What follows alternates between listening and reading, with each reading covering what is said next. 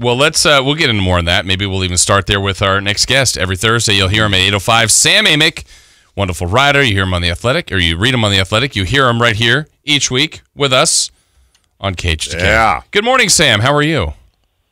Good morning, guys. Doing just fine. We're all. I'm bracing for this. I haven't been listening. I'm guilty of. I don't know the mood, but I could probably guess. Well, yeah, you can guess the mood. Niners are playing. Yeah, exactly. Yeah. Right. GG. The Kings hit the halfway point, not where they want to be. Sure, they've got some injuries, but the guy that everybody wanted them, or a lot of people wanted them to take, just came into their house and had one of his career days. Yeah, that's pretty much the mood for everybody, Sam. You're probably reading it right. Yeah, I was there. It was kind of painful on the Kings side. Luka's pretty good. I mean, I'm a basketball expert, so I just wanted to make sure you guys know that part.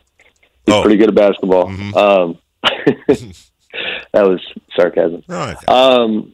Yeah, I mean, listen, it was wild to see it all come together from a timing standpoint the way it did last night. I mean, you really couldn't have written it up any worse if you're a Kings fan, because it's kind of, to me, we'll see if this stance holds up, but it feels like last night was the death knell for the playoff hopes. Yep.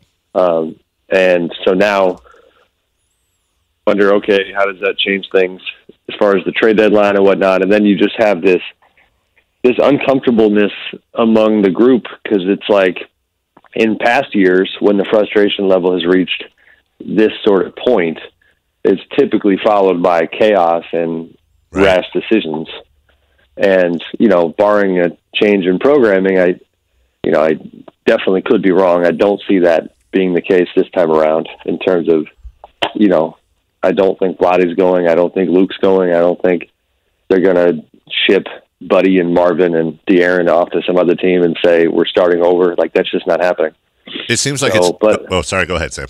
No, but it's like, but the frustration's still there. So it's, that part of it is unique to me. It seems like a catch-22 because you have your coach and your GM that just signed 4-year deals. You have ownership probably looking at them, again, my guess, with a raised eyebrow. And so what's the other thing? If you don't fire the coach and you don't fire the GM, you trade players. But your ownership might be looking at it saying, I don't know if I want this team messed with by the current front office right now. So let's just ride this whole thing out till the end of the year. But kind of like what you just said, Sam, correct me if I'm wrong, we've grown to recognize the environment. 3-9 in the 12-game easiest stretch of the season. I believe 10 of those were at home, in which they went 2-8, including losses to Minnesota and Phoenix consecutively, who had 8 and 11-game losing streaks. Then you have last night. It seems to me that this is the exact environment, like you said, where people get fired, but sounds like the contracts are probably going to at least save that until the end of the season. Would you agree? I would, yeah.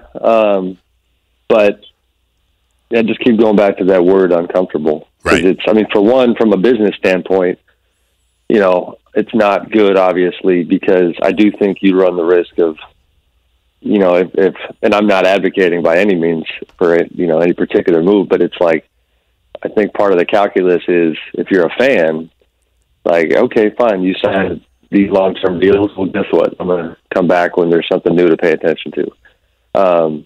Last night was, again, I did go to the game, and it's just, I haven't decided. I'll probably write something at some point about these dynamics, but I talked to Luka after the game, and I actually, he's not much for one-on-ones beyond the group media thing, but I did get a chance to chat with him after the group briefly and to at least pick his brain on and if you heard the audio, you guys would kind of laugh, because it's like, it was my way of saying, like, do you have any idea how many sleepless nights you caused in this city?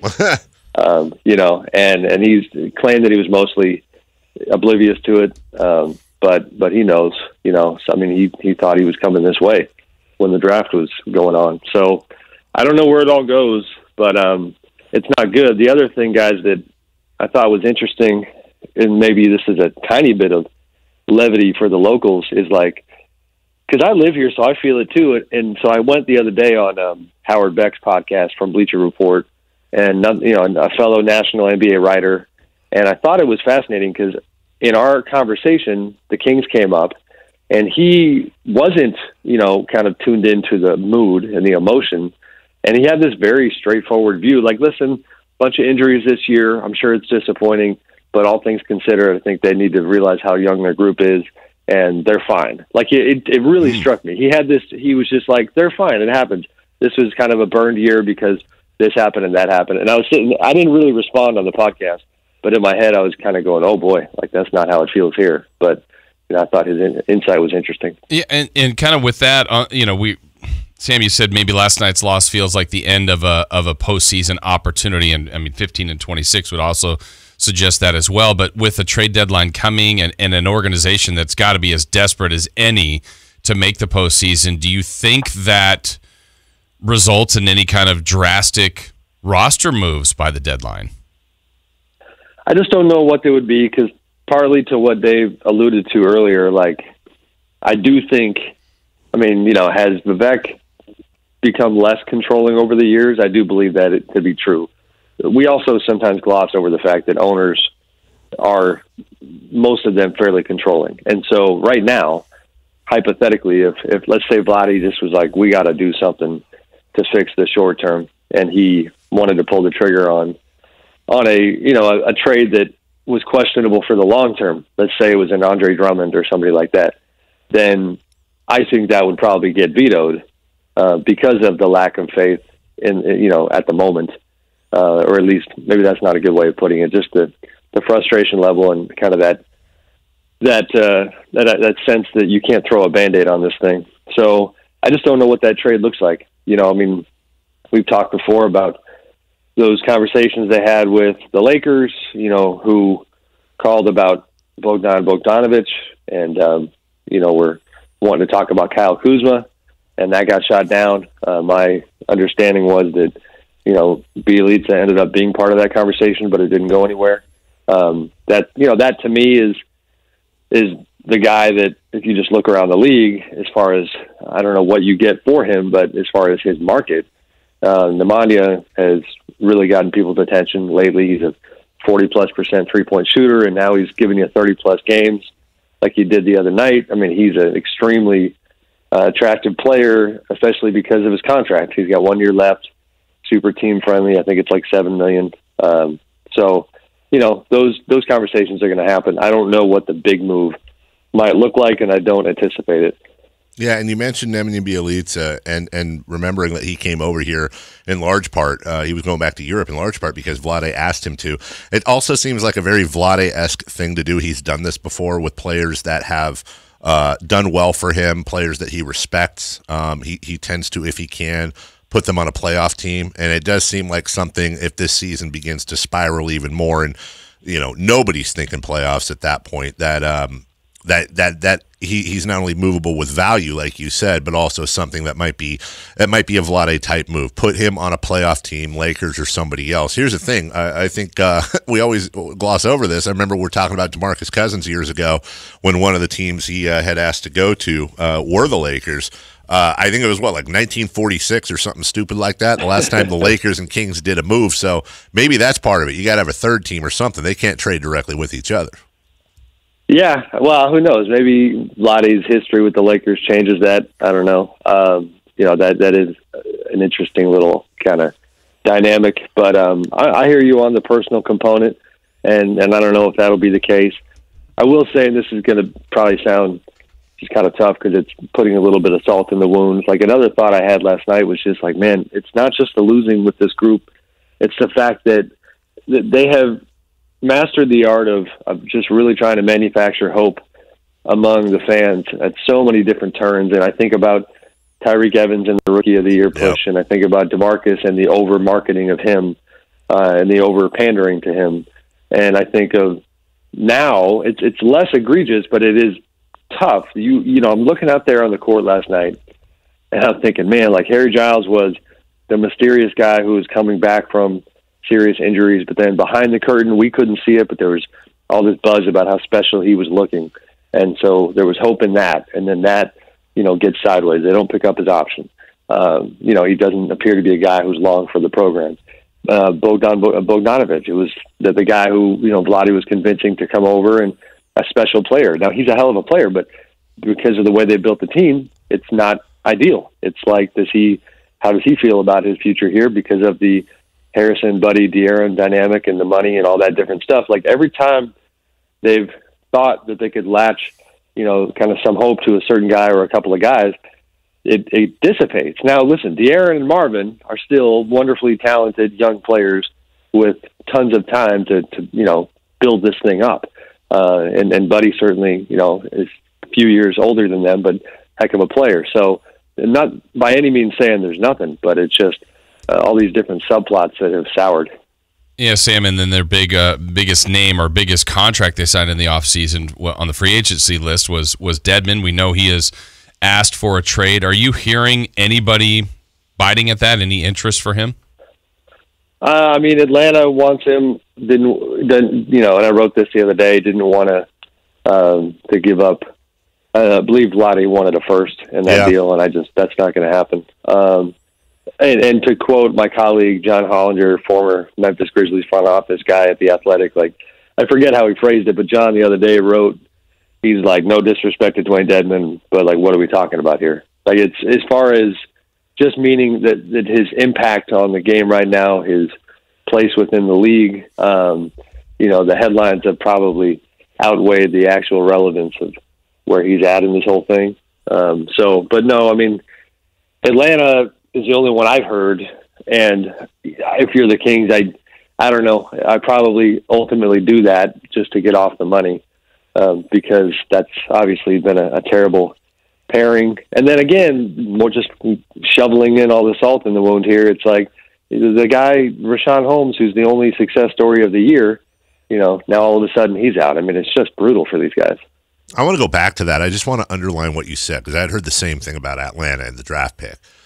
So you got a guy that you signed for $13 million a year. He's in the first year of his deal. Granted, the third year is cap friendly, but he still has $30 million due to him. He wants out. He's literally paid $50,000 to ask for a trade. You have a suitor in Atlanta that's willing to take, allegedly, that contract. They're familiar with him. I remember when he first asked to get out, I remember saying on this radio station, listen, you're basically looking to not have to pay teams to take him. In other words, if you can trade Dwayne Dedmon literally for a bag of popcorn and a bottle cap, you take the deal, because what you're getting back is off from under that salary. You're taking care of the problem. We have, if the reports are true, we have a front office that's asking for a first-round draft pick from a non-playoff team in exchange for a guy that wants a trade of which there's not really, it seems, that big of a market for. Sam, that seems real. If we just stop and look at it, that seems really goofy to me. I agree. To be fair, and this is where our jobs get challenging, and I definitely try to be responsible. It's like, on the Atlanta side, that was what I was told. I have not, that was not confirmed on the Sacramento side regarding the first round pick. So I don't know if somebody's fudging here, but I do feel very confident saying, yes, they're willing to take the contract while giving you something. Because I believe 2 second-round picks was on the table. Take it. Yeah. So I hear you there. And not only that, you don't need the negativity. Now, Dwayne came in handy when Rashawn got hurt, and kudos to him. He had that good game against Phoenix. But it's not a positive situation. Even the stuff in the media, not to sound defensive for us media types, but I do kind of wave this flag every once in a while. Jason Anderson of the Sacramento Bee was just doing his job, had an on-record interview with Dwayne.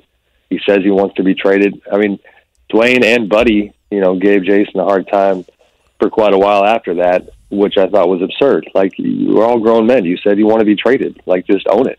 Don't be mad that you got fined. The league, the rules. You can't say it. So even that was just another little kind of, not a distraction, but just a little bit of silliness. Yeah, no, I'm with you.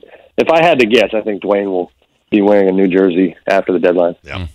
Sam, yesterday, for most teams, for the Kings specifically, halfway through. So second half of the season is here. One of the bigger stories will be Zion Williamson. We've been waiting on him.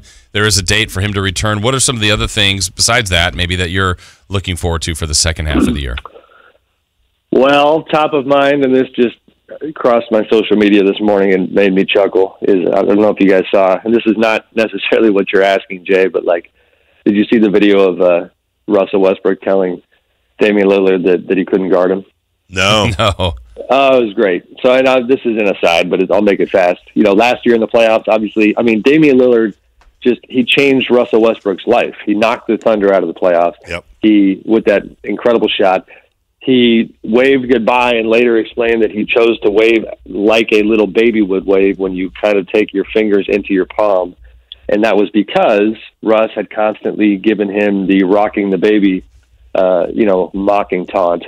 And so Damian gets the last laugh. Literally, that shot leads to Paul George and Russ leaving OKC. It's one of the most impactful shots in recent NBA history. So then last night, Russ is getting guarded by Damian, and he gets fouled down in the post, and he's caught on camera saying, "You can't guard me, it's impossible." And you're kind of watching this going, how are you still chirping at this dude? He just owned you. And he turns around, and right after just chirp, chirp, chirp, he turns around and just completely bricks the free throw, which I thought was epic. So anyway, that's just a little highlight from last night. The other stuff, I don't know. It's a weird season because, I wrote about Giannis Antetokounmpo the other day and the Bucks, and it was a combination of his uncertain future, but also just how great the Bucks have been. And one of my takeaways was kind of disheartened, man, nobody cares about the Bucks. Nobody, and yes, people care about the Lakers, but the Bucks are on pace to win 70 games. They have the best net rating since the NBA has kept the stat in 1996. That's better than, the 96-97 Bulls were the highest mark to this point. That's better than any of those Dynasty Warriors teams. On paper, they should be creating buzz and interest and be interesting, and they have a incredible, centerpiece in Giannis with a great story. But it's, that's not moving the needle. There's just not enough things moving the needle. That's why you see the TV ratings being down and things like that. It's very bizarre because it's the post-Warriors world, and even the Cavs to a lesser degree with the rivalry that they had. So a lot of weirdness and just a bunch of pretty good teams trying to figure out who's going to be great. Yeah, for sure. Well, Sam, we always appreciate checking in with you. We read your stuff on The Athletic as well. Thank you so much, and we look forward to talking to you next week. You got it. Thanks, guys. Thank you, buddy. The great Sam Amick.